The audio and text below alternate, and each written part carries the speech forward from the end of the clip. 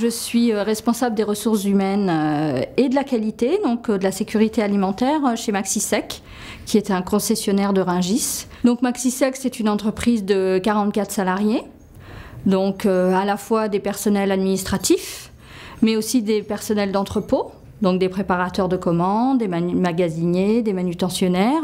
On a une équipe de commerciaux aussi, des commerciaux sédentaires qui travaillent donc sur le cash ici, sur le mine, et une équipe aussi de commerciaux terrain. Donc pour toutes ces populations, on est amené à mettre en place des actions de formation qui sont diverses. Et il nous arrive parfois de détecter des besoins de formation que l'on peut qualifier de base pour certains de nos salariés. Avant, je fais la ramasse des fruits et légumes. Et maintenant, je fais un petit peu les achats. J'ai commencé maintenant, juste pour dépannage. Et le monsieur, ça, il est besoin de quelqu'un qui fait les achats. Moi, au début, je ne connais pas lire, j'écris. Je fais les possibles, mais je n'arrive pas à lire, j'écris. Je connais les légumes, je connais le fruit, je connais tout.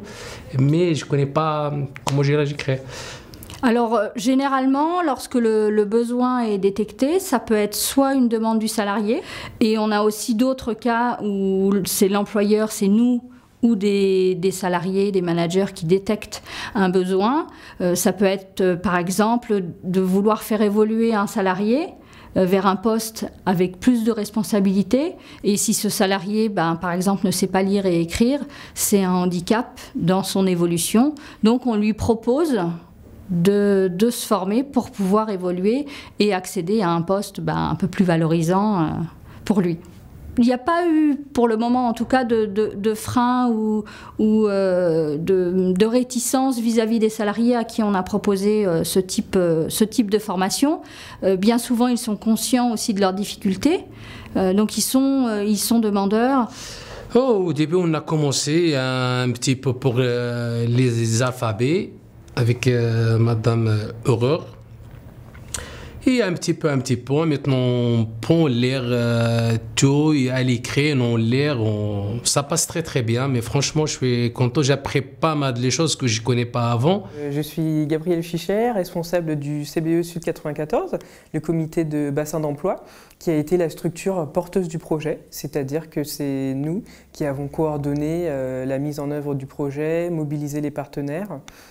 Donc syndicats, centres de formation, salariés. L'échange avec les employeurs et les salariés a aussi permis de sensibiliser à la question de l'illettrisme, c'est-à-dire qu'en démarrant sur une question de maîtrise du français, ça a permis aussi aux salariés de libérer un peu plus leur parole et aux employeurs aussi de se rendre compte que la problématique pouvait exister, parfois ils l'ignorent aussi, forcément puisqu'on ne leur dit pas. Et on a également organisé en septembre 2015 un petit déjeuner destiné aux entreprises du mine pour les informer déjà de l'expérience qui avait été menée dans le cadre de ce projet et échanger avec elles sur la problématique de l'illettrisme. Donc c'est un événement qui a été fait aussi dans le cadre des Journées nationales d'action contre l'illettrisme, organisées chaque année par l'Agence nationale de lutte contre l'illettrisme.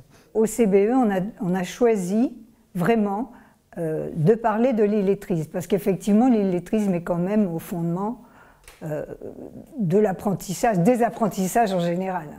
Nous avons donc décidé de façon commune, d'ailleurs avec les autres participants, que ce soit les participants représentant les entreprises ou les participants représentant les organisations représentant les salariés, on a décidé de commencer par l'illettrisme, qui ne nous paraissait pas forcément un sujet que l'on traitait à fond en ce qui concerne l'emploi.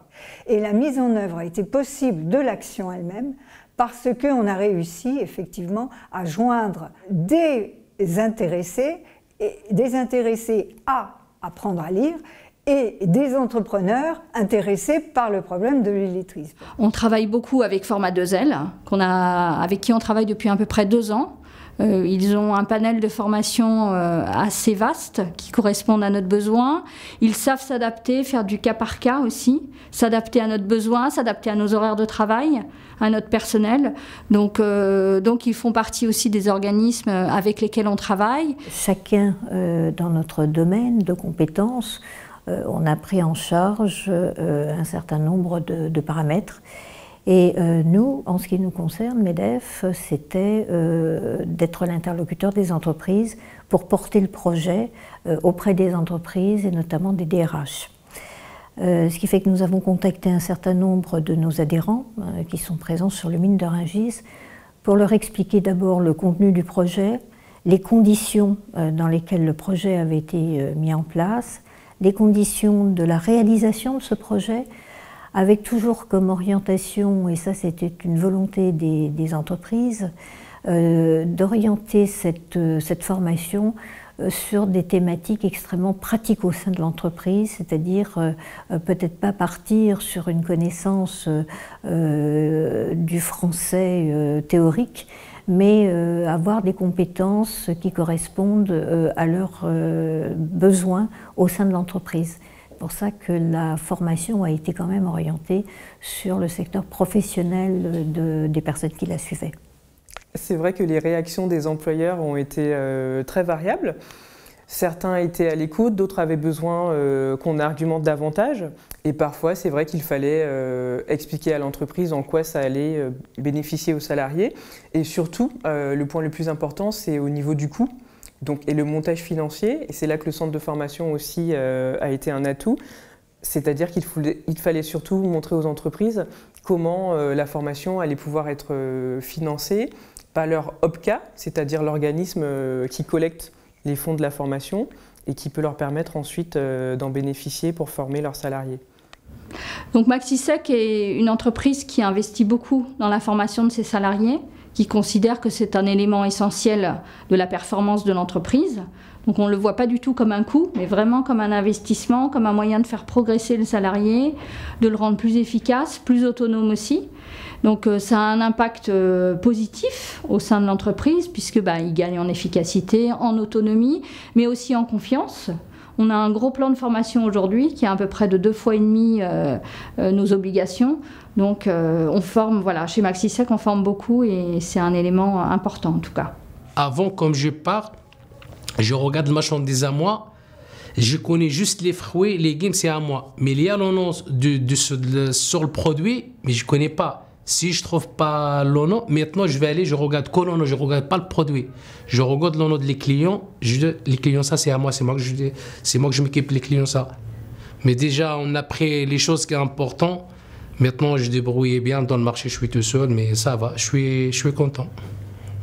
Si on a pu aider un salarié à acquérir des compétences de base, lui permettre de s'insérer dans l'entreprise, mais c'est aussi s'insérer dans la vie sociale, dans le pays, c'est important, c'est valorisant aussi pour soi en tant qu'individu. On se dit, voilà, on a participé au bien-être de quelqu'un et ça c'est très chouette.